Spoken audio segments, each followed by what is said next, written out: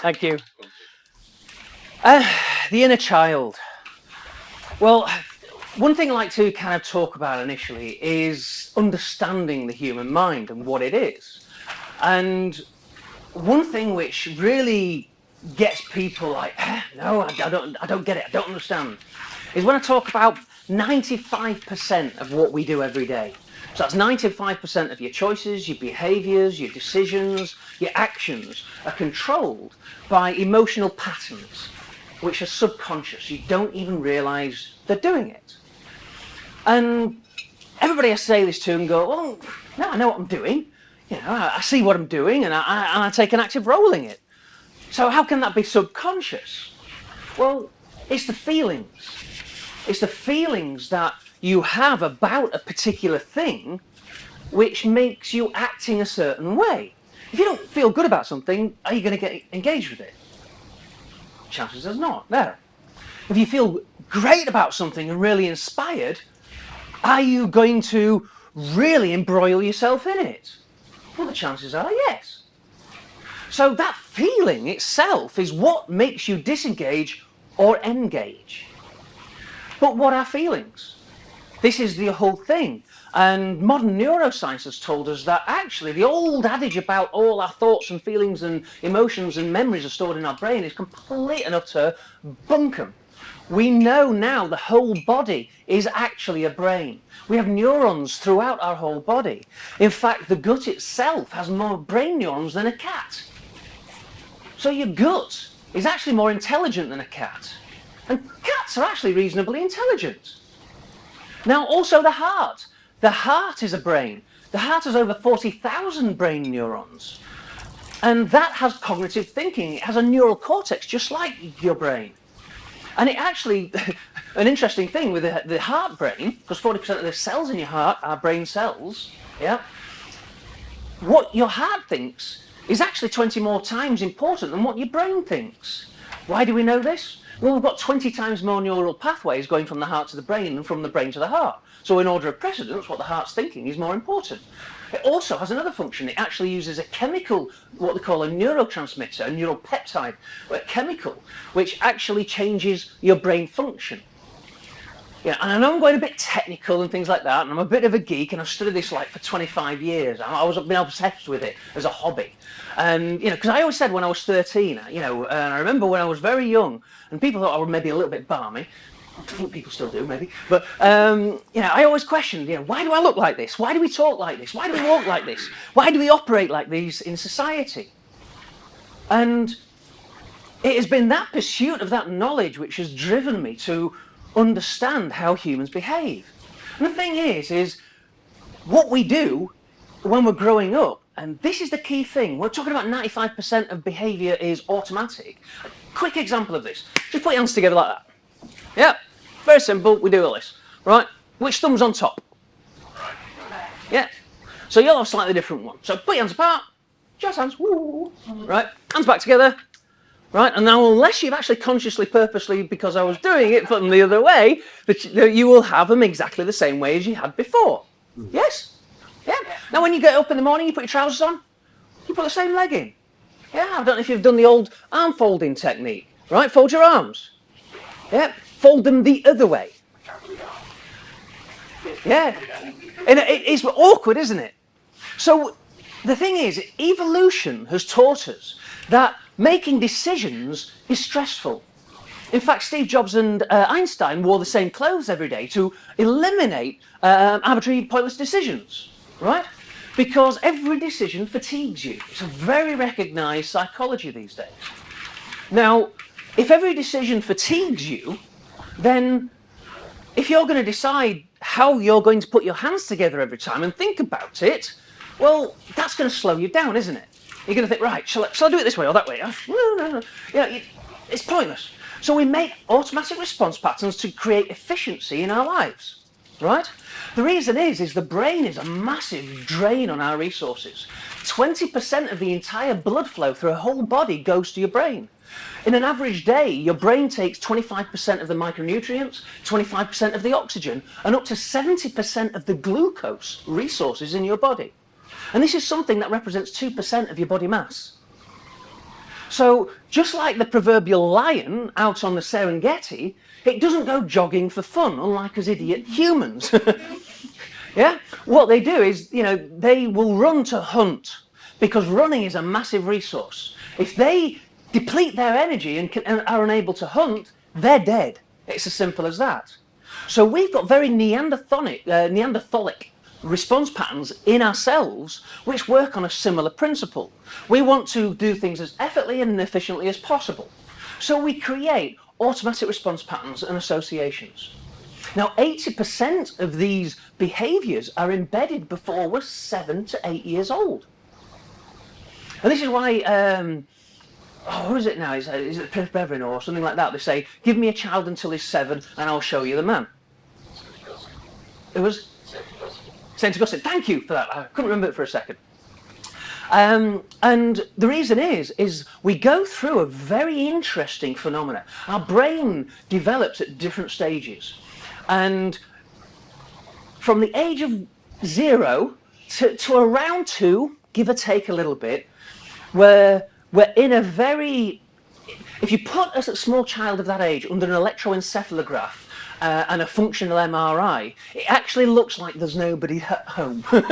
Yeah? There's no perceivable level of consciousness as how we actually understand it as adults, right? They are in the moment. They are in the now. That is what they are. They react to behaviours that they see, and then a minute later, like the proverbial goldfish, although that's been proven, the goldfish don't have memory, they forget about it, right? And this is why peekaboo works when they cover the eyes. Actually, because they don't understand the back of your hands, they think you've disappeared. And then when you move them, it's like, oh gosh, that was magic, you've reappeared, and that's why they laugh, yeah? So they're very in the moment, and this is actually where we need to get back to as adults, being more in the moment. Now, at the age of 2, functional changes in the grey matter in your prefrontal cortex changes your level of consciousness. We start processing things differently, yeah? So we go through a phase which we call theta brainwave state. Now, our brain has different resonant frequencies. It goes from delta all the way up to gamma, and it ranges from half a cycle per second up to 60 cycles per second. And the different levels of resonant frequencies are different processing rates. What I mean by processing rates, you've got to look at yourself as more of a biocomputer. Yeah? Actually, the brain with the synapses works on ones and zeros. It is digital. Yeah? And we process information in a certain way. So I'm talking to your conscious mind at the moment. Yeah? And that conscious mind, the bit that is processing what I'm saying, how it relates to things, whether you're cold, whether you're warm, whether you need another drink, that, as a computer, can process around about 40 bits of information per second. Yeah? Now, your subconscious mind, we've again measured its processing rates. It actually processes information at about 40 million bits per second. Yeah. It's 1,000,000 times more powerful. Now, to put that in real terms for you, to give you an idea of the difference of the level of processing that's going on. So, to give you an idea, your subconscious mind is having 1,000,000 thoughts to every one thought you have in your conscious mind. That's why it's subconscious. You'd go balmy if it actually was conscious. Yeah? So, if you, say, took the most complex problem on the planet and you wanted to consciously figure it out, so you sat there and did it like a 9-to-5 job, okay? And you did it, let's say you did 6 hours solid work a day. You know, you went in, you had your dinners, you had your breaks, and you had 6 solid hours. And let's say you had your 4 weeks holiday a year, but you did it for a 40-year career. Yeah? Your subconscious mind can do the same amount of processing in 5.4 minutes. So, we've all leveraged it at times. We've all said, oh, what's that guy's name? Oh, I'll remember it later. And you're driving home and you go, John! John! John! Hi, Caroline, it was John. Yeah, that's his name. Yeah? Because you said you'd remember it later. And your mind works a bit like a librarian. It will actually go and get the information. And if you haven't stored it in an effective manner, it's just like when you go to your filing cabinet, you know, right, where did I put that bloody... Yeah, it's Taffin. No, it's Taffin. Did I put it... Right, did I put it under psychology? Right. And you've got to look for it. So your brain's the same. And the more kind of links you put to the same information, the quicker access you've got to it. Yeah? So this is what we do as humans. We create these access links to certain things. So as we're growing up, if we saw our mother really, really stressed or freaking out over this little thing on the floor, which is black with 8 legs, we actually, at that age, are what they call empathic. Now, empathic is you physically experience another person's emotions as if they were your own emotions. It's the same experience. I mean, if you've ever looked at kids and in a group, and then one gets scared, the other gets scared automatically for some reason. Yeah, if one starts crying, we all start crying. And the reason is that function, we all feel it. And one of it is because of the heart. The heart's an amazing thing. It produces an electromagnetic field, a bit like the Earth. Have you seen the Earth's donut torus field? Yeah. It's what protects us from the solar winds. It causes the aurora borealis. Yeah. Well, it's a toroidal field of electromagnetic field. Every cell in your body has a toroidal field. Your heart has the largest toroidal field of the whole body. It can be physically measured up to 120 feet away from the body if it's put in an electromagnetically inert place. Now again, this is a bit technical, but what it actually means in real terms is we have got a field of energy that actually intermingles with everybody in this room, which actually senses each other, right? Because that vibratory field, that electromagnetic field, which can be physically measured with equipment, right, resonates dependent on the emotional state you are in at that moment in time. And when you put it under an electroencephalograph, you know, an oscilloscope, you can actually see these vibrational fractures and things like that. So when you're stressed, they're very erratic and very high frequency fractures on. When you're relaxed, they're very smooth. Yeah? So that emotional state we sense from people. Has anybody ever gone into a room and go, oh God, this room's got a great vibe? Why did you say vibe? It's all about vibration. And the sooner you understand how we interact, I mean, we all know about, you know, non-verbal language. Well, this is a level deeper. You know, we sense people, and if they're, because it's a vibratory state, yeah, if your vibration or frequency isn't a match for somebody else's, in other words, you get a peak of a wave meet a trough, you get the sum of the two, which is cancellation. So you might be really high energy and you meet somebody who's a depressive, by the time you leave, you're drained. Yeah? The depressives feel great. Oh, I love that conversation. Yeah? Because that's the cancellation. They're down there, you're up here, and you meet in the middle. Yeah? And it is the inner child, really, which is controlling most of these feelings. Because feelings are chemicals, they're just automatic response patterns. So when you get these chemicals dumped in your body, they go up into the thalamus, where 95% of these receptors are kept, and they go through the thalamatic gate to the neural cortex, which alter hormonal switches, which actually affect your consciousness, how you process information. So what we work on is a thing called confirmation bias. So if you've got a fear that you can't do something, can't achieve something, or achieving it will cause you stress or embarrassment or something like that, you will feel an emotional resistance to it. That emotional resistance, the chances is it will either affect your performance in doing it, because it tightens your throat and all this kind of stuff, or you will avoid that action to start off with. So everything is embedded behavior. Pretty much most of what we do is embedded behavior. So understanding that embedded behavior and where it came from is the most liberating thing that I ever did in my whole life. Understanding what my reactionary behavior is transformatory to understanding why you're getting the results in your life that you're getting. Because it is your actions that dictate the results. We all know this, all coaches talk about it. But it's our emotions that dictate our actions. And this is why sometimes you get coached into doing something, but it still doesn't happen. Because your emotions aren't in line with it. There is a resistance. You know, I like the old adage of, you know, if you get into your car and you've got your handbrake on, you go to set off, the back wheels are going to be dragging behind you. Yeah, you don't put your foot down harder to try and push it forwards. Yeah? Some might do. But without that mechanical sympathy, what's going to give? Something's going to break, something's going to burn out. And it's exactly the same with you too.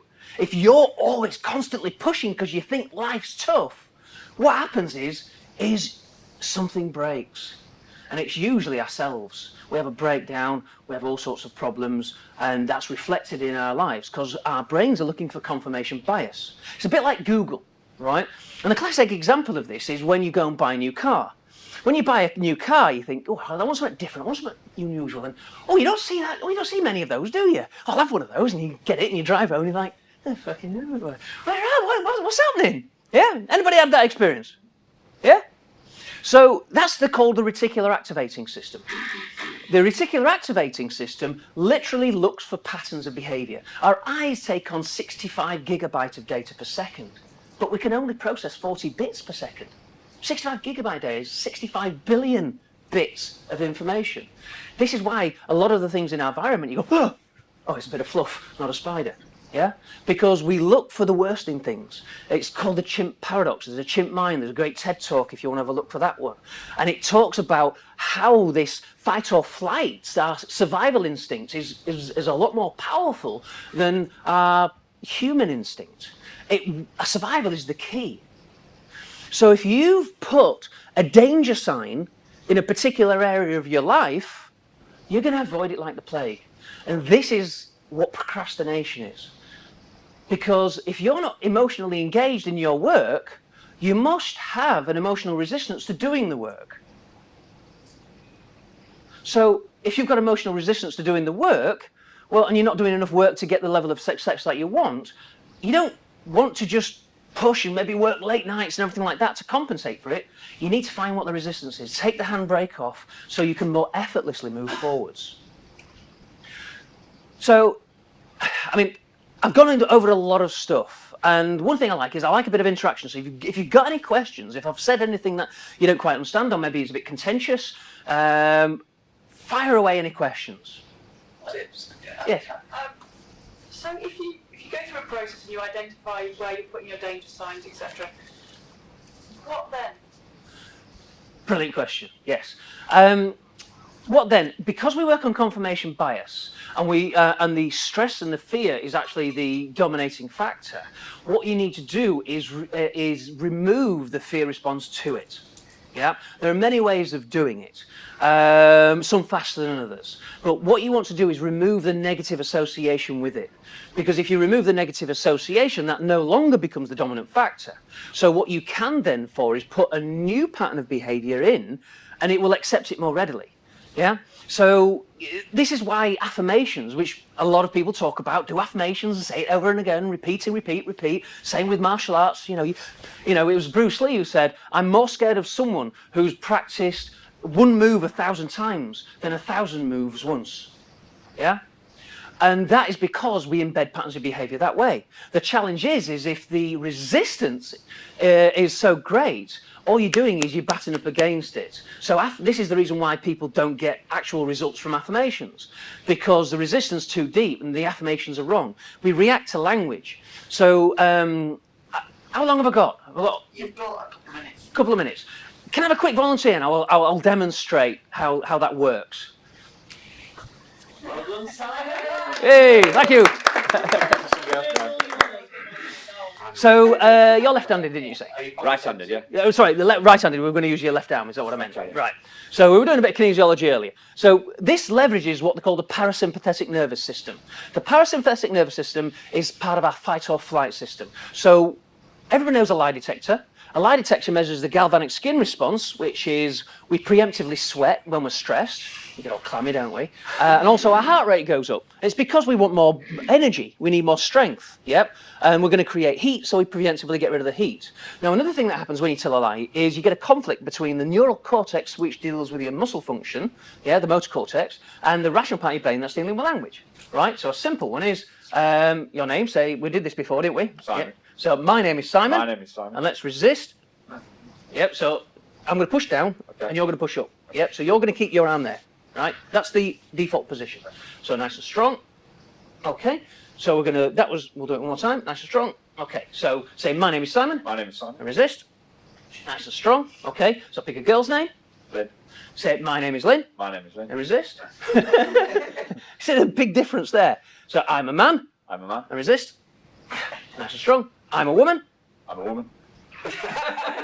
You see, it just drops, doesn't it? So that is showing you that he's not a woman. Just on a Friday. Thank you very much. Yeah. I mean, I don't think we've got time for more. I could go into more detail and show you, you know, relationships to many different things. So if you can use this at home, it's a great tool. I've got a little video on my LinkedIn profile telling you how to use it, right? So use it. It is a great tool, and it will tell you what physically stresses you. So if your target is to hit 50 grand or 100 grand or whatever that target is this year, say, I can confidently and effortlessly hit my 50 grand target. If you go weak, you don't have a belief that supports it. So what you need to find out is, because it's stressing you, and we avoid stress. So you're going to avoid the behaviors that will lead you to that success. Yeah? Very well established and recognized psychology. So to really know thyself, we need to dig deeper. And when we remove all this detritus that life has thrown at us, and we manage to polish it away, you reveal your true self. So thank you very much.